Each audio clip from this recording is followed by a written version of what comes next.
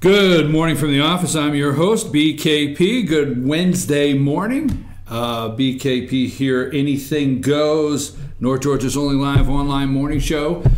We have a big lineup today and a lot of things we need to go over. So first, let us tell you how you can reach our show. That is 706-889-9700. You can text the show anytime you want, and that's also our 24-hour news hotline right there, 706-889-9700, chief@fetchernews.com, @FetcherNews, @FYNTV. Follow us on Twitter and on YouTube.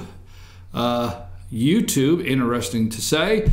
Subscribe to our channel, Fetcher News, FYNTV, YouTube, and anytime we're doing a live broadcast, you will get a notification that we are streaming live. So we have a long list of things going on. First, let me just say our guest this morning at 8:30 will be Margaret Williamson. Margaret is a candidate, a Republican candidate for Georgia State House 7th District. She will actually be here in the studio. She's local.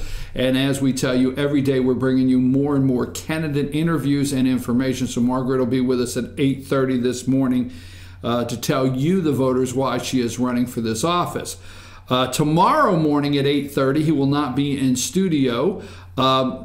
David Schaefer, Lieutenant Governor David Schaefer, will be on the air with us tomorrow. Republican candidate running for Lieutenant Governor, let me correct that, David Schaefer will be with us tomorrow. Now, David Schaefer has the endorsements of Ted Cruz.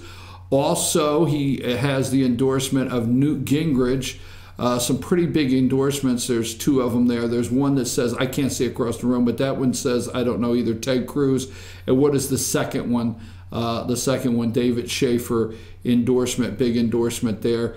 I think I have another one there, and that is Newt Gingrich endorsed David Schaefer. So he'll be on the show, Republican candidate, tomorrow morning at 8:30. Again, Margaret will be with us at 8:30 this morning in studio. Now, a couple things before we get started. I want to talk about Amazon and the put the Amazon pick up there. Bezos and Amazon, and what is really going on with the post office / Amazon and the Trump war on Twitter, as it's being called. Why is the left running to defend this billionaire and Amazon? Why? I'm going to explain. I'm going to explain why the left. I'm tired of it. Yes, I kindly left this story alone for a couple days, have other things going on, so we're going to talk about that. The other thing we're going to talk about is the tariff wars with China, okay? We're going to talk about that, okay? Are the swamp rats running? Are they running? We're going to talk about sending the military to the southern border. All of those things we're going to discuss today on the show in depth, okay, today. And we will not be inhaling condoms on our show. Okay, we will not be doing that. That is not a joke. I know you have looked around the internet and noticed what's going on. The same kids that traded in Tide Pod Lunchables are now inhaling condoms or whatever. I don't know, but we won't be doing that. We're going to get into some very serious information. Amazon, and why the left is protecting and running to help corporate welfare at this time when we thought they were against that. Also, we're going to talk about China. Remember currency manipulators? We're going to talk about China. President Trump's promises. Are you ready to, can you handle the pain that may go with some of the campaign promises? And he's commander-in-chief. He has sworn to defend us, right, from all threats, foreign and domestic. So he does have the right, commander-in-chief, to send the military to the southern border. We'll talk about that. But before we get into anything else today, okay, and our first guest at 8:30, I want to ask you a question. And my question is, what if you knew it was your last night? What if tonight was your last night? Say to America is be true to what you said on paper.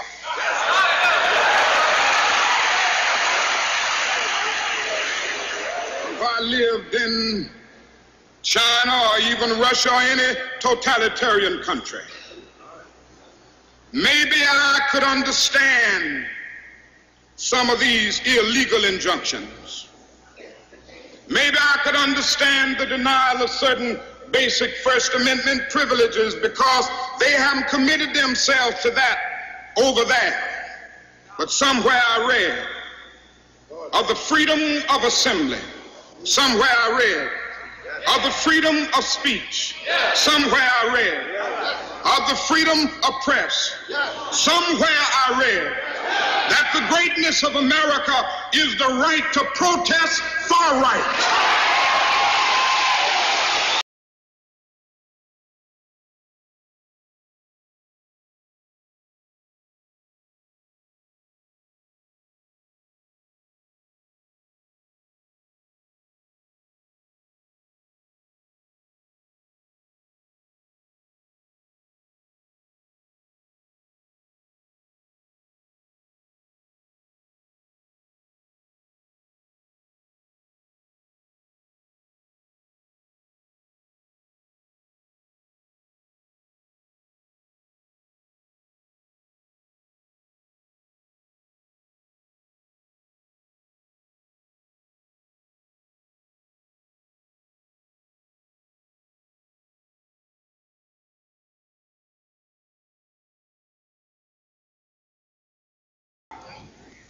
I just want to do God's will.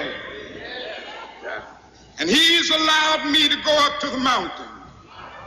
And I've looked over and I've seen the promised land. I may not get there with you, but I want you to know tonight that we as a people will get to the promised land.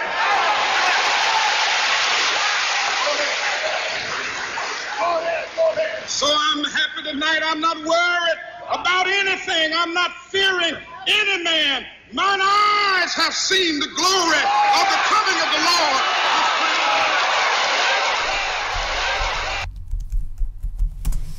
I am not fearing any man. Do you think Martin Luther King, interesting enough, today marks 50 years. 50 years since the assassination, and that is the I've Been to the Mountaintop speech.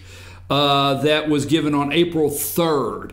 I am not fearing any man this morning when I bring you information. Now, let me say this. I wonder, I've always questioned if he knew, okay, that was his last night. If he knew that was his last, I've always listened to that speech. We may not get to the promised land together. So folks, let me just say this before we get too far. Freedom of assembly, freedom of speech, freedom of the press, freedom to protest, okay? That applies to us, all right? We are not going to allow dogs, water hoses, internet censorship. We are not going to allow these people to shut us down, shut our voice down, expose CNN, expose MSNBC, expose the left. We are not going to be shut down. We're not going to. We're not going to allow anything to turn us around, because no matter how much this upsets some people, the inspiration that I've been to the mountaintop, okay, we know that we're right there on this swamp. We all know that, okay? I may not get there with you, all right? But we must get there. We must not stop. And we must not fear anyone today from allowing us to bring our message to you. So that's 50 years ago today. Now, before my guest gets in here, I want to do this first, okay? Let's go to Amazon, and let's talk about Amazon first, all right? And let's say this, and I don't know if anybody else has been doing this story in this way. I have no idea. I've not been keeping up. But why is this a fight? Is this a fight for your mailbox? Is this an opportunity to privatize the U.S. Postal Service, not subsidize? Now, the left is going out there and they are fact-checking Donald Trump. The left is going out there and saying it's because Jeff Bezos owns the Washington Post and they have not been very nice to Donald Trump. The left is going out there and saying these are all false. Amazon's not taking advantage of the postal system. That Amazon is paying bulk rate just like everybody else. That any other corporation can get a bulk rate. All right? But this is, strangely enough, I'm going to give you something. The Amazon, tagging Amazon to the failing Postal Service is almost like tagging Delta to the NRA jet fuel tax exemption. And let me explain that very quickly, all right? You've got to get the maximum exposure for something, and you're not going to do it with the smallest company. So if Trump was to come out, all right, they continue saying this is a war. But if Trump was to come out today and pick one of the smallest companies that ship through the U.S. Postal Service that you subsidize and say they have a bulk rate, pricing, and the U.S. Postal Service is losing money, it may not get quite the attention that it's getting. Much like Delta, it wasn't a tax exemption for Delta, it was a tax exemption for jet fuel statewide that Delta was the biggest recipient of. But let's go back to Amazon. Amazon has the biggest, they have taken the most advantage of you and I in the U.S. Postal Service. So one, I want to stay clear, is this an opportunity? Is this about your post box? Why does Amazon ask the questions? Why does Amazon not just say, fly in and say, forget the U.S. Postal Service, all right? Forget the U.S. Postal Service. I want to make a deal with FedEx. I want to make a deal with UPS, all right? Why not? See, I know people that carry subcontract for the Postal Service that get paid extra during holiday seasons to deliver on Saturday and Sunday for Amazon. And you know it too. This is the truth. Shepard Smith comes on at 3 o'clock and does a whole line of where Donald Trump is lying about Amazon. Not true, Shep. The whole left, why are they behind this corporate welfare? Because it's simple. You have a union that protects the employees of the U.S. postal system, and these civil, non-civil, civil servants, because we've never known, are they private? Are they the U.S. Postal Service? Or are they like the Federal Reserve that they're independent but have to follow federal guidelines? What is it? But they can't be privatized. And the last protection of hope for the U.S. Postal Service is what? Your mailbox.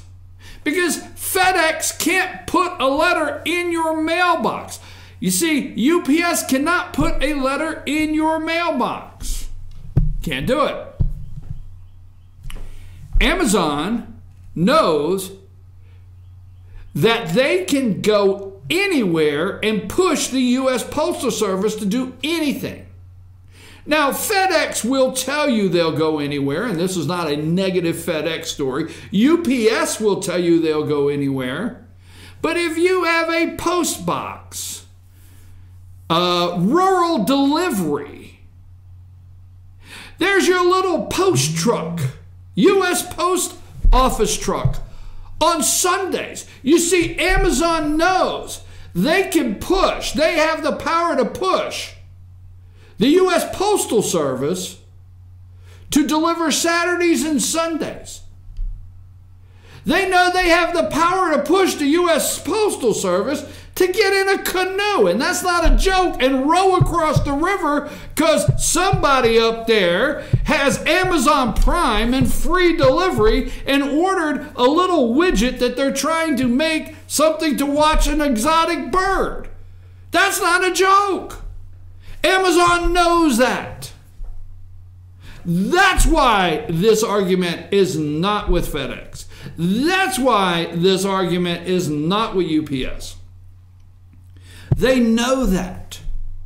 They buy less than cost. They sell less than cost. They ship less than cost.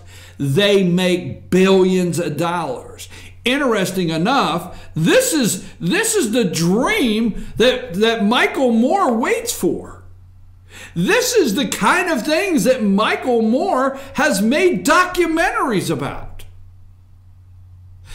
Look at the attacks on Walmart. Look at the attacks from the left because Walmart's not unionized. Look at the attacks on the left because Walmart is actually a recipient of corporate welfare every day. Look at the attacks on the left because Walmart doesn't pay $15 an hour. It's interesting how Amazon escapes those attacks from the left. Now, American taxpayers, see, here's the interesting thing, all right? Keep that up there right there, okay? This article came out March 27th, 2015, okay? Not 18, 15, all right? And President of the United States is Barack Hussein Obama. The United States Postal Service's financial troubles have been well publicized in the recent years. The worst of it came in 2012 when the United States Postal Service lost a whopping $15.9 billion, followed by a $4.8 billion and $5.3 billion in 2013 and 2014, respectively. Post office officials have often attributed the losses to the decline in demand for first-class mail in favor of more efficient modes of communication. Congressional mandates that the United States Postal Service do things like deliver mail on Saturdays and to unprofitable parts of the country. They deliver Saturday and Sunday. Amazon pushes them to the most unprofitable places in the country. You stop and think where you might live today and you can get your Amazon Prime tomorrow. Where? By a U.S. postal truck. Okay? Two, keep in mind, two unprofitable parts of the country. In fact, Amazon knows this. In fact, the United States Postal Service claims that if it weren't for such requirements, it would more than less break even. Okay? The Postal Service knows. The government requires them. This is a swamp of all swamps to go everywhere to get your mail to you. But as Robert Shapiro, former Treasury Undersecretary and chairman of the Economic Consultants, points out in a new analysis, American taxpayers subsidize the United States Postal Service at a rate that surpasses the cost associated with any congressional mandate. He estimates that all told, the subsidies and legal monopolies that Congress bestows upon the United States Post Office is worth $18 billion annually. This includes laws that bar any other shipping service from delivering mail and packages directly to residential and business mailboxes. Shapiro estimates that gives the post office a $14 billion annual boost, more than 3 times what the Postal Regulatory Commission estimated it to be. Shapiro argues that the analysts don't take into account the productivity gains that the post office would be forced to make if it really had to compete for mailbox delivery. Tax breaks. The United States Post Office is exempt from state and local property and real estate taxes, along with burdens like tolls, vehicle registration, and parking tickets. These exemptions save the United States Post Office $2.18 billion per year. All these are costs to you. Private companies have to pay for their property, have to pay property taxes, have to pay different kind of taxes. They're exempt, but the fight for your mailbox, laws that bar other shipping services. So the swamp is running like crazy because they are afraid that this exposure may cause the American people to say once and for all, why do we subsidize? Why do we give all of these breaks to the United States Postal Service? Stop and think tomorrow what you may not receive if a U.S. mail truck does not arrive at your house. Nothing, folks. It will get there. It will get there. Amazon has taken advantage of the fact of you, the American people, long enough, and the federal subsidies that are given to them, because they know, and the post office knows, they have to go anywhere there's a post box, anywhere there's an address, and they have to do it regardless of how much money they lose, and Amazon could care less, and they are making billions of dollars. Then there are the states and the areas of the country where Amazon... Now, here's what's going to happen, okay? You're going to hear, let me refute one more thing that you will hear is as far as this Amazon situation, all right? You will hear it's not true that Amazon does not pay sales taxes. You will hear that, okay? You will hear that internet sales, Amazon has gotten out of paying sales taxes. Folks, there's a lot of states recently that have put state sales tax on internet sales. Here's what you're going to hear that's not true. You're going to hear this is all set up so President Trump can protect his commercial real estate friends. All the brick and mortar stores that went out of business and commercial real estate sitting all over the United States empty, and Trump is trying to protect his brick and mortar real estate friends. That's not true, okay? Are there several businesses where brick and mortar stores are a thing of the past? Absolutely. Was it inevitable it was going to happen? Absolutely. But when you hear the president say that they don't pay sales taxes, it's only recently. So if you have time, do a research on how many states in the last 3 years have implemented sales tax on internet sales. Watch and see. It's only been in the last 2 or 3 years.